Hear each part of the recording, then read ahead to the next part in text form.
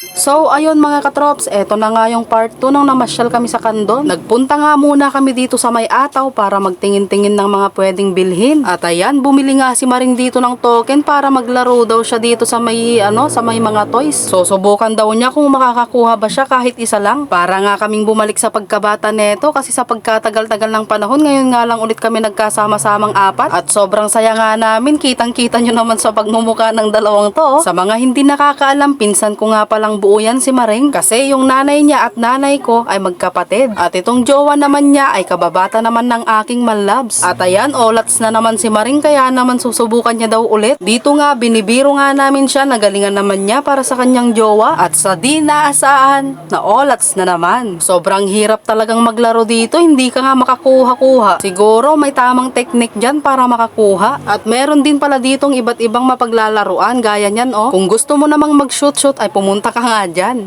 At ayan, dahil alas 2 na nga ng hapon ay hindi pa nga kami nanananghalian at wala na ngang karinderyang bukas. At sakto na meron nga kaming nakitang kainan dito at may aircon pa kaya naman dito na lang kami pumunta. Kung nakikita nyo nga sa regular ay 109 at sa large naman ay 119. Konting diferensya nga lang kaya naman doon na lang kami sa large. At eto na nga yung chicken inasal nila, tignan nyo naman yan mga katrops Bale self-service nga pala dito. Kung gusto mo ngang kumuha ng rice at soup ay nasa kabilang side na bangir lang na mesa. At para nga mas masarap ang ating pagkain ay gumawa nga muna ako dito ng aking sausawan. Bale nagpahabol nga din pala dito ang aking malabs at si Joy Joy ng pork sisig. At eto nga yung kanilang serving. Medyo marami naman at unli-rice nga din ito. Kaya naman siguradong mapapalaban kami sa pagkain neto. At ang una kong ang titikman mga katrops ay itong chicken inasal nila. Isawsaw nga muna natin dito sa napakasarap na sausawan. At ayan, first bite. Thank you Lord sa food. Tara, kain tayo mga katrops. So ayun, habang kumakain nga ako ay gusto ko nga lang palang magpasalamat sa mga nagko-comment gaya neto.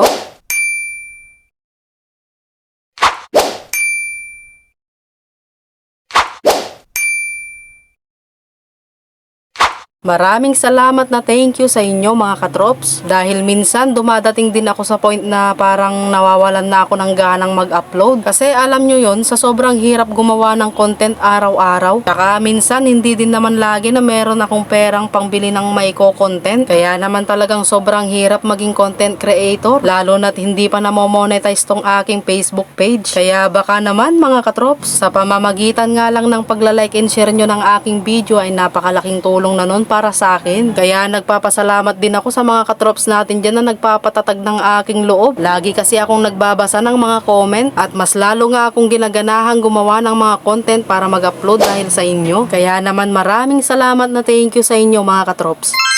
So ayun, pagkatapos nga namin kumain mga katrops ay niyaya nga kami ni Maring dito sa Alma Vista Park para pumasyal at makatambay na rin. At for today's video, si Maring nga pala muna yung vlogger. So bale tamang lakad na nga muna kami dyan para maghanap ng aming pagpepestuhan. Alam nyo mga katrops, hindi naman masamang gumala paminsan-minsan. Minsan kailangan mo ding ilibang yung sarili mo, lalo na kapag alam mong stress ka na dahil sa mga dumadating na mga problema. Kasi sabi nga nila hanggat nabubuhay ka ay magpakamatay ka.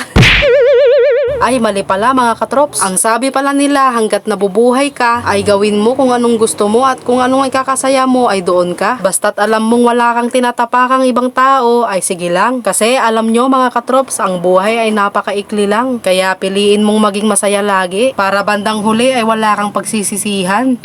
At dahil maya-maya pa kami uuwi ng Narbacan ay tamang tambay muna kami dito sa napakagandang park na to. At saktong-sakto nga yung pagpunta namin dito dahil wala pang ang gaanong tao. Kaya naman solong-solo nga namin dito ngayon. Kasi minsan sabi ni Maring maraming ang tao dito. Lalo na't malapit lang ito sa school. Kaya karamihan ang tumatambay dito ay mga estudyante. At nagyaya nga na naman si Maring na pumunta daw kami doon sa kabilang bangir para mag-picture-picture. And so paano ba yan mga katrops? Hanggang dito na lang muna ang ating vlog. Salamat sa panonood. Bye-bye!